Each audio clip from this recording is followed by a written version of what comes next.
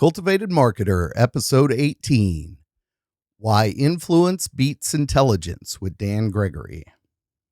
In this episode of Cultivated Marketer, we talk with a keynote speaker from the IABC World Conference who tells us that influence is a learned skill. Find out how.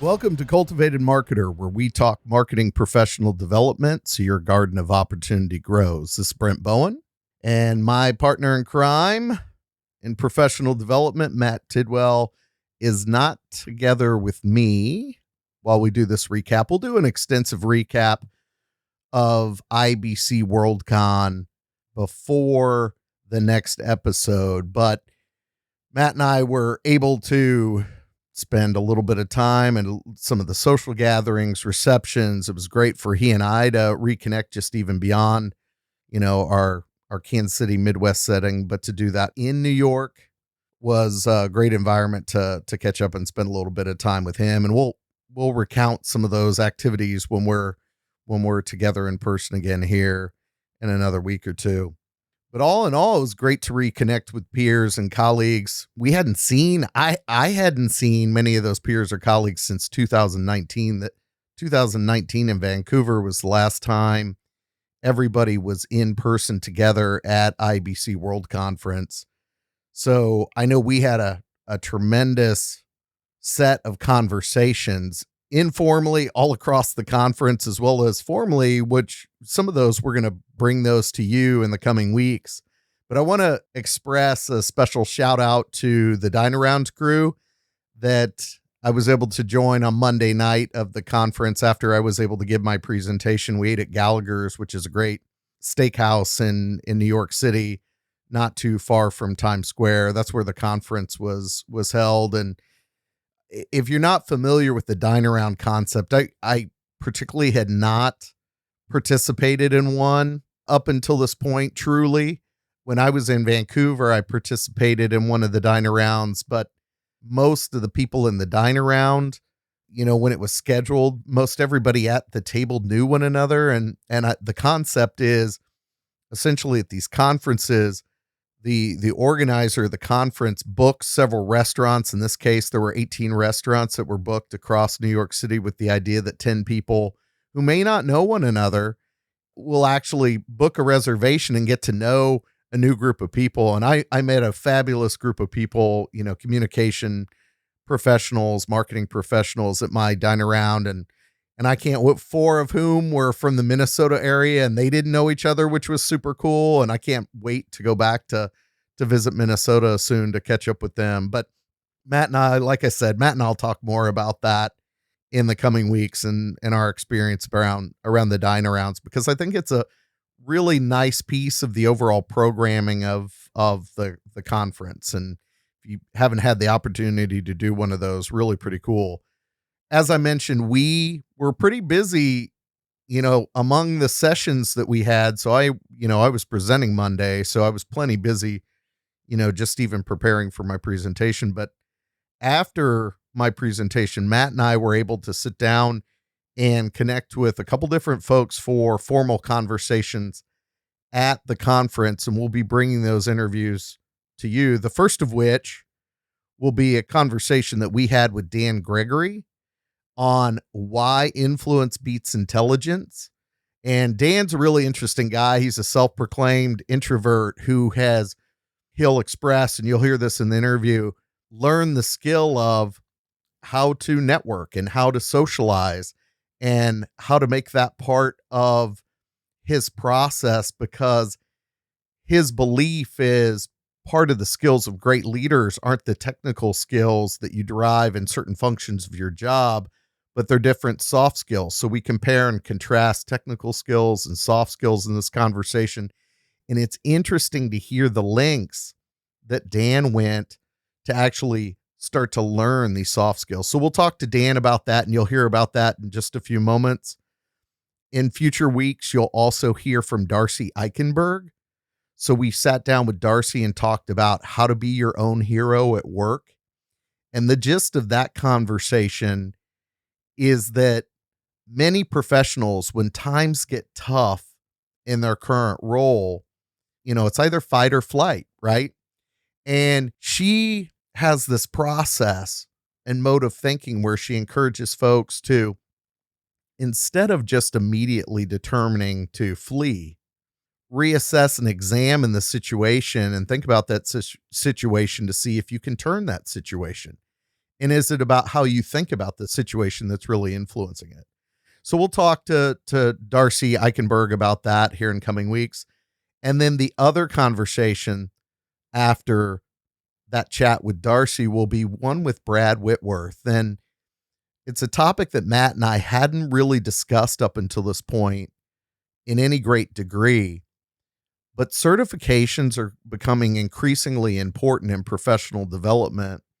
And there are a lot of technical certifications that are becoming important. I know, for the work I do, we have to achieve SEO certifications, Google Partner certifications. But Brad's going to talk about a different kind of certification process. He's really responsible for a lot of the IABC certification program, and it's more strategic. And he talks about how those strategic certifications can really help one's career. So those are some of the conversations we know we're going to be bringing you. There were some additional, chats we had with different individuals around. We wanted to get them on the show, and we'll get them on the show remotely and bring them to you from discussions we had at the conference as well. So those will be coming. But before I leave you and turn you over to Dan to hear about how influence beats intelligence, a couple little updates, and just to show that I'm not overly biased just to IABC. I'm also, helping Social Media Club of Kansas City here locally too, and a part of their board group. And there are a couple great professional development opportunities that are taking place there, as well as some great ones at IABC. So I encourage you locally, if you're in the Kansas City region, definitely take a look at the IABC roster of events. I know it's published up on the website. There's one on business writing that's coming up should be about the time this episode drops.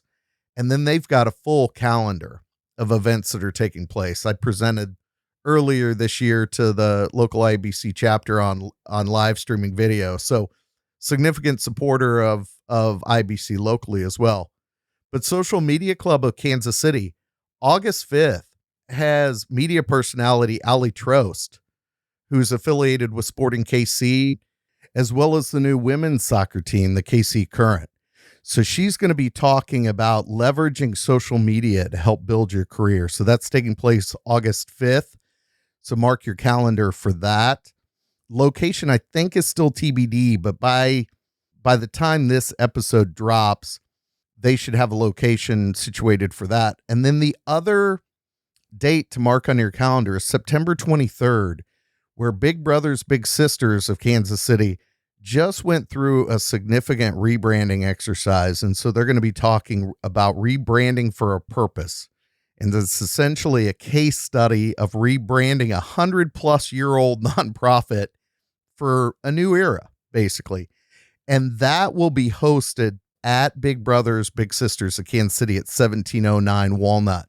But watch for details on specific times of that event. So August 5th and September 23rd, some other great opportunities to network with your peers at Social Media Club events. So Social Media Club of Kansas City. Then also check out the KC IABC website for events, because they're really committed to doing things monthly for sure. With that, I don't want to keep you away from Dan. Great conversation that we have. It's got that Australian accent. How can you beat that? Chat with Dan about how influence and why influence beats intelligence.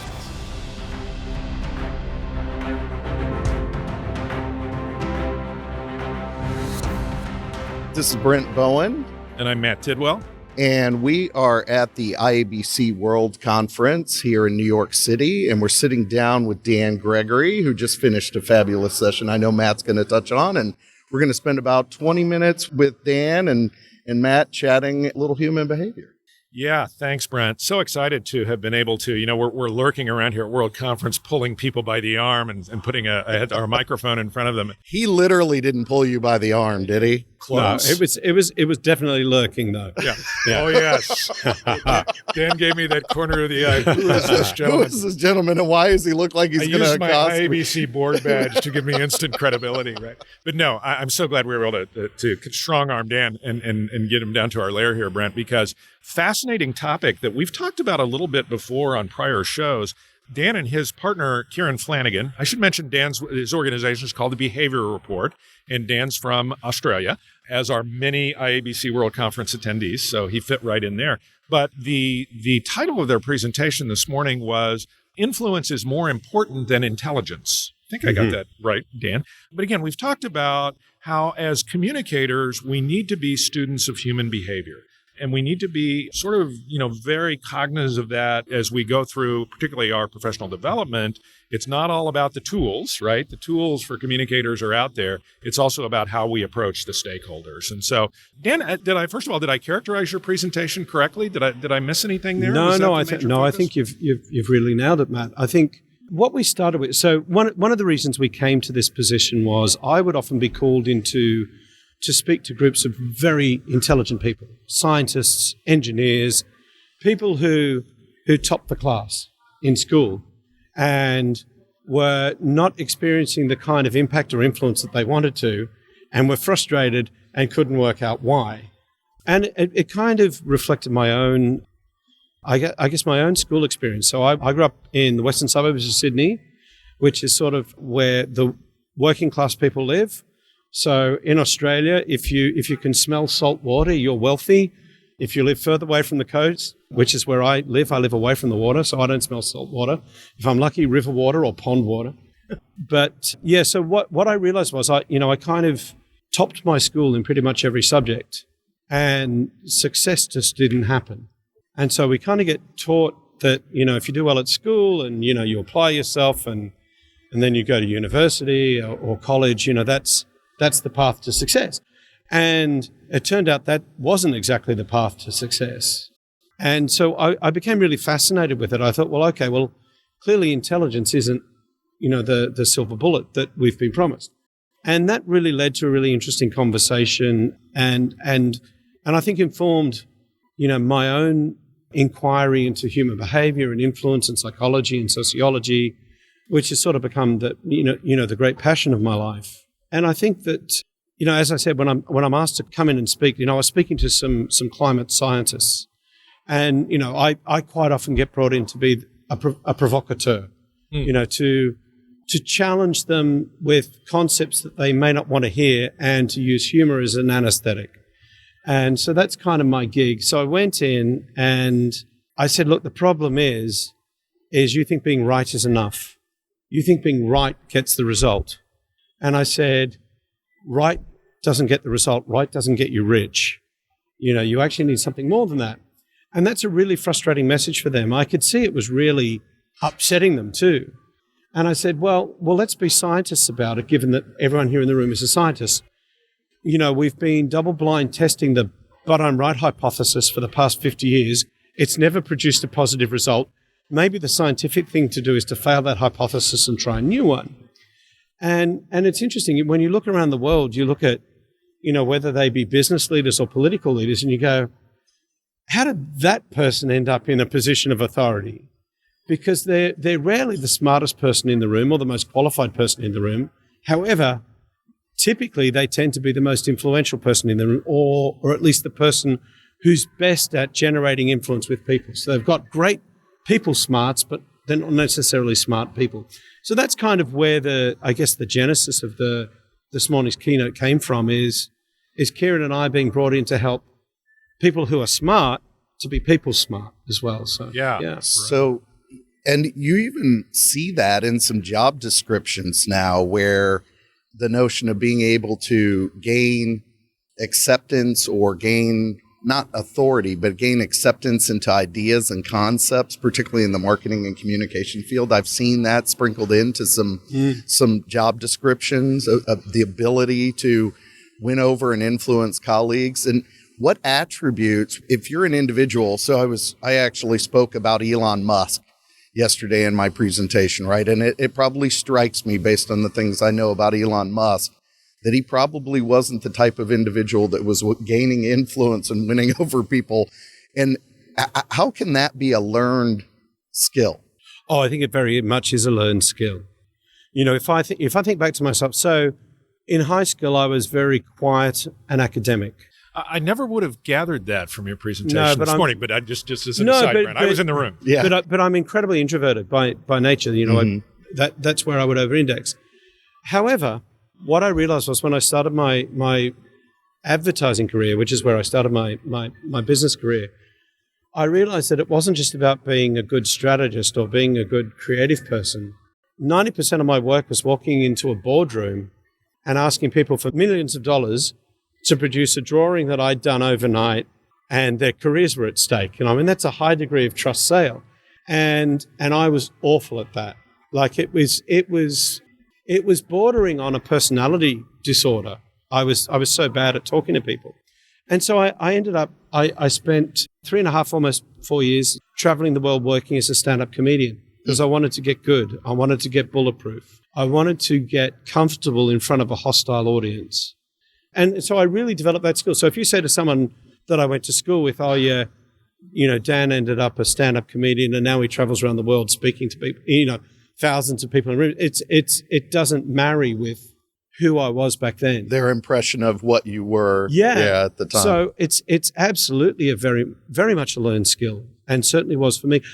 Having said that, I think some people are more natural. So my business partner, Kieran, you mentioned, she's probably, you know, the highest emotional intelligence of anyone I've ever met, which is not my natural position and why we work well together. It's a complementary skill set. But she has a very natural way of, you know, starting conversations and easing in, and she makes people feel heard and empathized with, whereas I had to work at that. So I think that's a really important skill. And in fact, you know, if I think about, you know, this podcast is really talking to people at the beginning of their career or certainly early on in their career. Yes. And I guess the big thing that we've noticed, we do a lot of leadership development, and typically the skills that made you good at your job are not the skills that will make you good at being a leader. And so you get a lot of people who are very technically proficient or technically smart, but not very people smart. And so oftentimes it's those, what we used to call soft skills, communication, empathy, being able to create a sense of purpose, being able to build a team, that what we used to call soft skills are actually the critical skills if you want to be a leader. Like if you want to be a good professional, technical skills are great, but there's a ceiling on that. And what gets you beyond the ceiling is your capacity to work with people. Yeah, we haven't had this show going very long, Dan, but I can tell you that what you just said, that you know, leadership is really about bringing those softer skills. I sometimes don't like that term, but exactly the kinds of things you described are just hugely important as a leader. And, you know, as I was going back through, it was very interesting in their presentation this morning, Brent, because they talked about some very specific things that you should do to increase your influence. And a couple of them come to mind here as you were just talking. And one was align your values as a communicator with the values of your target. It seems like that should be intuitive, but often people miss that, right? And I know you guys talked about that. Yeah, it's really not intuitive. I mean, it sounds like it should be, but, you know, most of the time we're communicating from our own point of view. Like I need Matt and Brent to get a particular worldview and I need them to agree with me. You know, it's a very egocentric view of communication. Whereas if I think of what's the win for Brent and Matt, and if my communication comes from that, well, all of a sudden you're going to think, hey, I really like this guy. You know, it's like the easiest way to win an argument is to start by agreeing with the person you're arguing with. And what happens is, you know, and Cialdini talks about this in Reciprocity, that if you agree with someone enough, there becomes this expectation gap where they feel like, well, I've got to agree with something that he said, you know, or otherwise it's, you know, that, you know, I'm going to look like, you know, I'm really selfish in this conversation.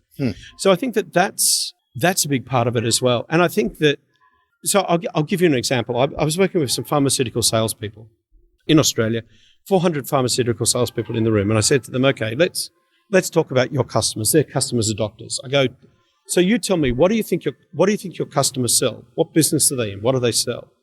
And they all, and I got them to yell it out, and they all go health or wellness or drugs or, therapy. And I go, no, doctors are professional services. Doctors sell time. If I go and see my Dr. Shane, he says, Dan, you're a diabetic with high blood pressure. He writes me a prescription. I walk out the front door. I have a massive stroke. Well, I didn't get health. I didn't get well-being. Shane still got paid. I didn't make it to the pharmacy to get my drugs. Shane got paid. I said, here's the thing. Every one of you pharmaceutical salespeople is on the phone every day. What's the one thing you ask your customers to give you for free? And, of course, it's time. So you're infringing on your customers' values, asking them to give away the thing they sell. Mm-hmm. Whereas if you came from a position of, I'm in the business of helping you multiply your time or helping you get more value from your time, and I do that through the pharmaceuticals or the pharmaceutical processes that I sell, all of a sudden I see you as a business asset, not someone trying to sell me something. And I think that's a really critical thing to do. I'm always, I know I kind of had a bit of a dig at Simon Sinek on stage. I actually think his book's terrific. But I caught that. But yes. We're slightly more blunt than Americans, Australians. So, I don't always add a lot of anesthetic to what I say. But I think, my position is that, yes, starting with why is incredibly important, but rather than starting with why, we should start with who. In the same way and we do this intuitively, you don't, drop the F-bomb or the C-bomb in front of Nana, right? We change our language depending on who we're talking to. If we're talking to friends, if we're talking to parents, if we're talking to a lover, for instance. And I think we do that intuitively, but when we get to commercial communication, we tend to think, well, actually, no, I'm going to strip all the humanity and all of the empathy and all of the understanding away from my communication. And I think that's a real mistake. And you're starting to touch on that. One of the other points of your presentation was, and I heard the bluntness and, you speaking in a blunt way, and then also aligning yourself with audience. You talk about minding your language. Yeah. And what does that mean when you say you mind your language? Is it the bluntness that I might share with you in minding your language? I think it's about choosing your language is what mind your language really means. So the example that Kieran gave. Oh, I love that. Yes, I was just going to ask you to talk about that. Was this the gentleman who has the tree? No. Oh, okay, actually, I'll come to that, though. Okay, good. So, good. But in terms of minding the language, we did some work with the United Nations in Singapore and the Singapore government on trying to help them deal with the issue of human trafficking.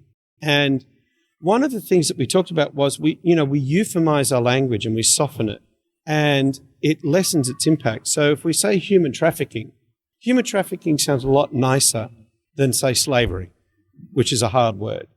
And Singapore's sex industry sounds nicer than organized kidnapping and rape.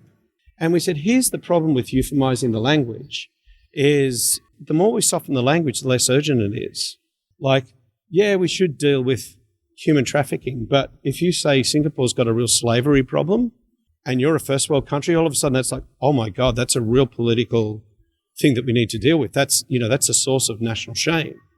And it reminds me, my favorite comedian growing up was George Carlin. And he used to talk about euphemizing language. He did this great routine. I can't remember it exactly, but he talked about, in World War I, we had shell shock, and it was brutal language. And then we went battle fatigue, battle fatigue. I remember that bit. Post-traumatic stress disorder. We stripped the humanity out. We added more syllables, and it softened it. And that was kind of what we brought to that particular issue was, no, let's keep the language hard. Because if the language is hard and we feel nationally ashamed, the impetus for action increases. And I think that's kind of what Mind Your Language was really about. But the marketing piece of that was because I know you all come from, you're certainly marketers, right? Had your own agency, I think, for a while. And I'll tell it very quickly here because we don't have much time with Dan. But the terrific story, there was a gentleman that worked in sort of tree salvage, we would think of, or taking out your tree. So what was the name of his company originally? Tree lopper. It was Nick's or Arborist. It was Nick's tree lopping, right? And he's this young guy. And we were doing an exercise. We were working with entrepreneurs in the room, helping them build their brands. And we said, okay, well, let's move beyond what you offer as a service and talk about value. And we said, what value do you really provide? And he said, well, Kieran and Dan, I make people feel good about cutting down trees. And we said, wow, probably don't put that on the website. But what do you mean? And he said, well, if the diameter of the branch that I'm cutting down on the tree is any bigger than, say, 20 centimeters, which is 7 inches, right? He goes, usually it gets chipped. And when you chip wood or run it through a wood chipper, it releases all of the stored carbon. So not only are you preventing the tree from absorbing carbon, you're actually releasing carbon that it's already absorbed. So it's a double whammy. And he said, I don't do that. If the timber's of a sufficient size, I keep the timber and I turn it into furniture. Right? So this is nowhere on his website. The website's just pictures of Nick, handsome-looking 24-year-old guy from Melbourne with a chainsaw. It's like a Tinder profile, right? And we go, no. This is your entire business. And so we said, we're going to change the name of your business. So your business is now called treeincarnation.com. And so he registered it immediately. And we go, so it's all about what will your tree come back as? And so what we said, look, at the logical level, you're in the tree removal business. At the emotional level, which sits beneath that, you're sort of taking people from feeling, well, I don't really want to cut a tree down, but I need it to cut down, so I'm not feeling great, but I want to feel all right. And at a psychological level, which sits beneath both the logical and the emotional, he wasn't in the tree removal business. He was in the guilt removal business. Yeah, and the carbon suppression business. But that's where the sell was, and that's the true value he was providing. But he was talking all about the functional and the service, and it's like, no, that's not where the sale is. Mm-hmm. The sale's in the psychological connection. Such a good point for young communicators, Brent, because what the training begins with: communicate your features and your benefits of your product. Be very product specific, right? We see that so often, and I'm not sure we're getting that right in the training. I think it's getting more down into that emotional, visceral reaction level. We need to encourage young marketers. Well, I think it's a couple things that I've heard here. It's that you attitude that was constantly taught, even at undergrad, right? That you attitude, and then aligning with the values and thinking about what you want that individual to think or do as it relates to the value you provide. I'm just thinking about 3 different mentors that in about 20 minutes, it took me decades to pull together probably. Do you know, I'll tell you a really interesting example. In Australia, when we see the news of the world, all we see is the worst of what's happening around the world. So when we see, news out of the United States, we don't see the great stuff that happens. We see the political division, right? And that's not the truth of the United States, but you don't really know that if all you're doing is sitting in Sydney or Melbourne and watching the news. And I think, but the interesting thing that I've noticed is we're less good at having disagreements than we used to be. And I think it's very easy to say, well, you're stupid, you don't agree with me, you're an idiot, and to really be insulting and disrespectful, as opposed to saying, well, actually, if I really want to change your point of view, I need to align what I'm interested in with what you already care about. It's very difficult for me to make you care about something new, but if I show you, if you care about your family, or if you're very nationalistic, if I show you that actually this thing that I want you to buy into makes you a good American, it makes you a good community member, well, you're far more likely to buy in. And I think it's incumbent upon us as professional communicators to actually rebuild some of those connections in our communities, because we are polarizing. And, it's not just here in the United States, it's happening all around the world. We see it at home as well. And you gave some examples. Yeah. And it's, there is that polarization. And I think that's one of the most critical issues we've got. Is we used to be really good at building communities. We used to, and we still do it. If there's a bushfire in Australia or a tornado here in the States, people come together again. But we should be better at doing that without having to be forced. It'd be nice to do that in something other than a crisis. Well, Dan, gosh, you've been so generous with your time this morning. And I know a lot of people really got a lot out of your presentation. Where can we find out more about you and your partner? Where can we grab your content and things like that? Yeah, you can follow us at the Behaviour Report, at the Behaviour, spelled the English way with a U, okay. RPT, or go to tbr.news, which is our website. tbr.news. Got it. Excellent. Terrific. Well, thank you again for speaking this morning. Thank you for, we're all that stands between Dan and lunch here since I pulled him away. So we'll let him get back to that. But really appreciate your time, and thanks for sharing with our listeners. Thanks, Matt. Thanks, Brent. It's been fun. Yeah, you bet. Thanks. If you found value in today's episode, Check us out on our website, cultivatedmarketer.com. You'll also be able to subscribe to us, rate us, and leave us a comment on your favorite podcast platform, such as Apple Podcasts, Spotify, and Stitcher. Remember, a garden of opportunity grows with Cultivated Marketer.